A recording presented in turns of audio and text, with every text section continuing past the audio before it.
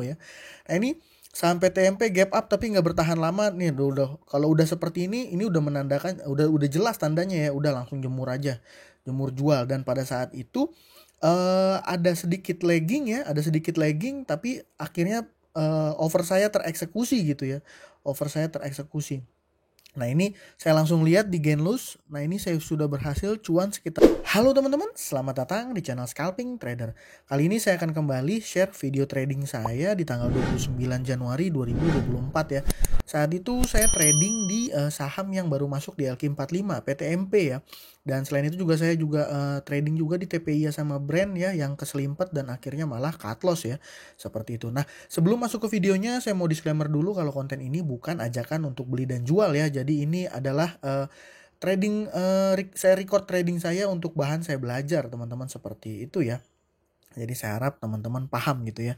Nah ini kita masih menunggu sekitar beberapa detik lagi market open ya teman-teman. Belakangan yang saya paham untuk scalping ini makin berat ya, resikonya makin tinggi ya. Jadi saya juga lebih berhati-hati dan gak mau FOMO ya. Nah ini saham PTMP gap up tapi nggak bertahan lama nih, udah kalau udah seperti ini udah menandakan udah jelas tandanya ya, udah langsung jemur aja, jemur jual. Dan pada saat itu ada sedikit lagging ya, ada sedikit lagging tapi akhirnya over saya tereksekusi gitu ya, over saya tereksekusi. Nah ini saya langsung lihat di Genlus. Nah ini saya sudah berhasil cuan sekitar 400 ribuan ya. Udah gitu saya coba lihat lagi saham yang jadi watchlist saham saya lain. Ini Medco juga sama gap up ya. Ini saya juga punya barang ya teman-teman di porto swing saya saham Medco. Dan ini PTMP langsung terjun ke zona merah. Jadi kalau teman-teman yang nggak bisa mantau market open ya, mungkin ikut rekom saya di PTMP justru malah cut loss ya. Seperti itu. Jadi memang di scalping ini resikonya tinggi sekali teman-teman ya. Saya pribadi pun bukan orang yang selalu cuan gitu ya. Justru malah belakangan ini banyak banget kegocek, terlebih di saham-saham IPO yang kemarin Januari ya, banyak juga tuh saya kegocek dicegas ya beberapa kali. Ya akhirnya saya nggak mau ya masuk di saham-saham IPO dengan sembarangan. Nah ini saya coba nangkap pisau jatuh teman-teman, jual tipis di atasnya. Ya lumayan ya, ini nggak jadi bikin luka, pisaunya nambah cuannya sekitar 20 ribuan tadi ya. 20-25 ribuan ya. Ini saya masih lihat-lihat.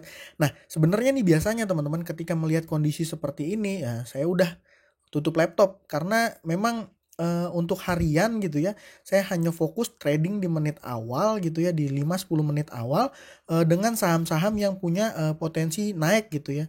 Dan kalau teman-teman perhatikan itu di watchlist saya nggak ada yang hijau gitu ya. Dan biasanya kalau udah seperti ini harusnya saya nggak entry, saya tutup laptop aja, udah fokus sama porto swing saya sambil sesekali mantau dari handphone gitu ya.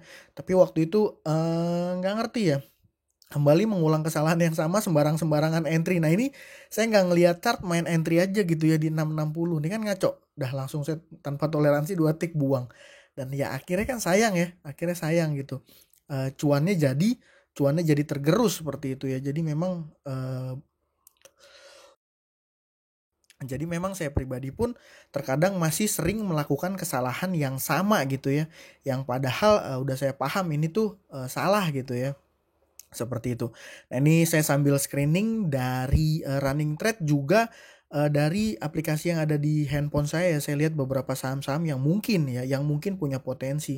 Tapi beberapa nih saya udah nggak berani, kayak Cegas terus PTMP saya udah jelas ya nggak berani kalau di main di merah gini, karena resiko kejeblosnya justru tinggi. Nah saya malah lihat-lihat saham brand. Nah ini saya coba lihat chart daily-nya, saya seolah-olah mau nyamain porto ini sebagai sama seperti porto swing saya ya. Oh ini akan ada pantulan potensinya gitu. Padahal saya nggak sadar kalau ini tuh untuk scalping gitu ya. Dan kalau untuk scalping kita pantau begini, psikologis kita akan mudah terpancing untuk langsung cut loss dan menentukan titik cut loss dan TP-nya itu nggak sesuai chart gitu ya, nggak sesuai secara teknikal gitu ya. Jadi ya intinya ini maksain, dan saya masuk 5 lot ya, sebenarnya 2 jutaan tuh. Ini masih menunggu dan ya dapat barang parsial ya, dan udah dapat semua. Nah ini saya sambil lihat-lihat, jadi ya kembali ya, memang kalau menurut saya scalping itu bukan pelajaran yang sama seperti kurikulum sekolah ya. Ketika kita belajar terus kita ujian dan lulus dan udah gitu, dianggapnya udah lulus dan bisa. Tapi kalau scalping itu akan berbeda terus ya teman-teman. Jadi makanya kalau belajar bid over itu nggak mungkin sama gitu. Ada contoh overnya tipis dan dimakan, wah ini artinya dia akan naik gitu. Ketika kita beli ya justru overnya malah diisi lagi gitu.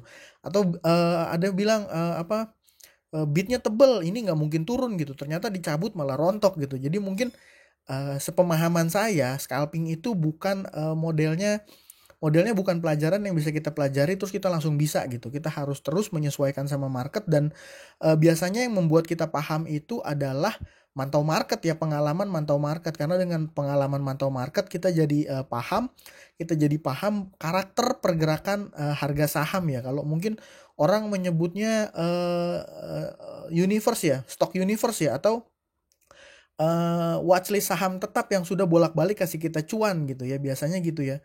Nah ini saya coba masukin lagi beberapa saham-sahamnya Pak PP ya yang hijau ya.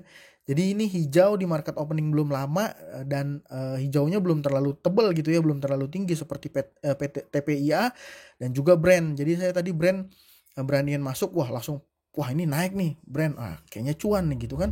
Udah berpikir seperti itu teman-teman. Nah terus saya juga ngeliat TPIA dia sudah 5 persenan. Saya lihat lagi. Nah ini saya coba mau entry, ngeliat-lihat posisi.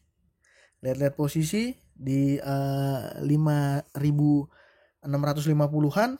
Saya coba antri di 5625 dan ya memang kalau scalping beda ya sama swing ya. Kalau swing mungkin antri-antri tinggal pasang, begitu dapat barang tinggal pasang stop loss, level take profit gitu ya. Tapi kalau di scalping ini lebih kompleks teman-teman. Begitu di haki 3-4 tick kita pasti goyang gitu secara psikologis gitu ya. Kalau di swing kan yang penting selama dia nggak nyentuh level stop loss ya biarin aja gitu, mau turun naik gitu ya. Makanya saya pun pribadi size untuk scalping saham tidak terlalu besar ya, karena resikonya kegocek dan secara psikologi saya belum matang lah ya istilahnya, masih suka melakukan kesalahan yang sama ya, yang saya tahu ya dan saya paham justru malah bikin saya jadi loss ya. Nah ini saham Brand udah cuan tapi saya nggak TP ya 1,42%. Nah ini nggak TP. Ini saya masih lihat-lihat TPI ya, padahal saya beli di pucuk nih teman-teman ya. Nah itu high-nya 57 tadi baru sentuh, masih di over ya, baru sentuh tapi belum jadi bid gitu ya. Jadi ini hitungannya saya belinya di pucuk gitu ya. Nah, ini kita lihat chart juga ini ya sebenarnya kurang begitu oke ya, nggak tahu ya oke itu kenapa saya malah maksain trading padahal udah cuan. Biasanya nih teman-teman saya udah kalau udah cuan deh saya tutup deh tuh laptop biasanya. Even walaupun cuma cuan 80.000, 50.000 saya biasanya udah tutup aja gitu. Karena berdasarkan pengalaman ya kalau maksain trading nah itu saya cut loss ya. Dan ya ini jadi pelajaran. Nah, cuannya kegerus. Payah ya teman-teman. Ya memang maklum lah ya, saya masih belajar, masih pemula ya, ngaco-ngaco sedikit nggak ngaruh lah ya. Ya harapannya apa? Harapannya nambah pengalaman ke depannya jadi lebih baik lagi gitu ya. Nah ini saham Brand juga tuh lihat teman-teman. Tadi sempat cuan sekitar 3 tick harusnya ya, tapi saya nggak buang tadi.